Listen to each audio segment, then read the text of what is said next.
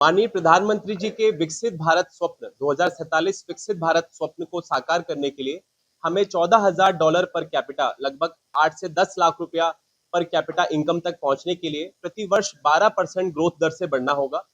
और 12% ग्रोथ दर से बढ़ने के लिए आज ही प्रेस कॉन्फ्रेंस हमने सूरत में रखी कि कौन कौन सी ऐसी परियोजनाएं हैं, कौन कौन सी ऐसी राष्ट्रीय परियोजनाएं हैं जिनके सफलतापूर्वक और समयांतर्गत क्रियान्वयन से हम माननीय प्रधानमंत्री जी के लक्ष्य को प्राप्त करने में माननीय प्रधानमंत्री जी की मदद कर सकते हैं। जिसमें उदाहरण स्वरूप अगर गुजरात की पार तापी नर्मदा जो प्रोजेक्ट है, जिसमें करीब 1.5 लाख करोड़ लीटर पानी जो अरब सागर में व्यर्थ चला जा रहा है, उस योजना का अगर सफलतापूर्वक समयांतर्गत क्रियान्वयन हो जाता है तो गुजरात की 2.5 लाख हेक्टेयर जमीन की सिंचाई होगी।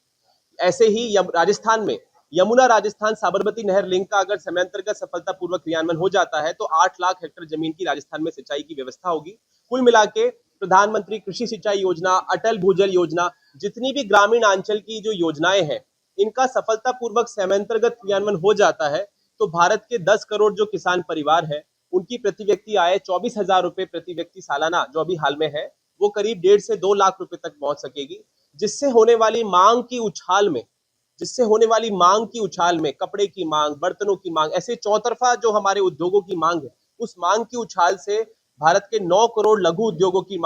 डिमांड उछलेगी। और वो 9 करोड़ उद्योगों की डिमांड उछलने से हमारी जो जीडीपी विकास वृद्धि दर है वो 11 से 12% तक पहुंच पाएगी कि हम विकसित भारत स्वप्न को साकार कर सके। तो आज की प्रेस कॉन्फ्रेंस इसी विषय पर रखी गई कि कैसे जन जन में जागरूकता की कमी की वजह से आज हमारी योजनाएं विलंबित हैं और जन जन में जागरण का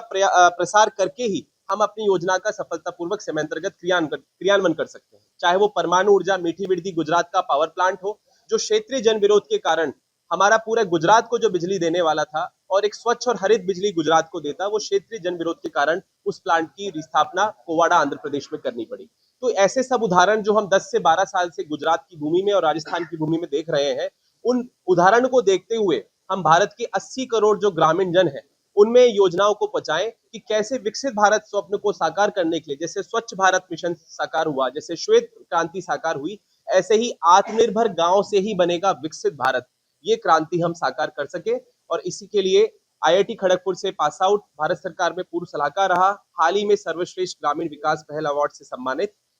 पूरे राष्ट्र स्तर पे जन जागरण अभियान लॉन्च किए हैं, जिसमें सूरत में भी, सूरत की पवित्र भूमि में, जिसकी शुरुआत एक कुंड से हुई, जिस सूरत की भूमि को टेक्सटाइल हब के नाम से जाना जाता है, डायमंड हब के नाम से जाना जाता है, और सूरत के टेक्सटाइल इंडस्ट्री की 60% डिमांड गांव से आती है। तो कहीं ना कहीं हम समावेशी विकास के साथ साथ आर्थिक रूप में भी जुड़े हुए हैं, गांव से जुड़े हुए हैं कि सूरत का कपड़ा उद्योग 60% गांव पे टिका हुआ है। पर अगर आज भूजल के नीचे गिरने की वजह से गांव उजड़ जाते हैं, बिजली की कमी की वजह से गांव में पलायन हो जाता है और समाज में अराजकता फैलती है, तो उसका कहीं ना कहीं वो भार हम सूरत वासियों पर भी आता है। इसलिए सूरत जो हर देश की हर अग्रणी चीज में अग्रणी रहा है, आगे रहा है, और सूरत के जो माननीय गण है, जैसे सावजी भाई ढोलकिया साहब, गोविंद भाई ढोलकिया साहब, लवजी भाई बादशाह, श्रीमान सावरमल भुदिया जी,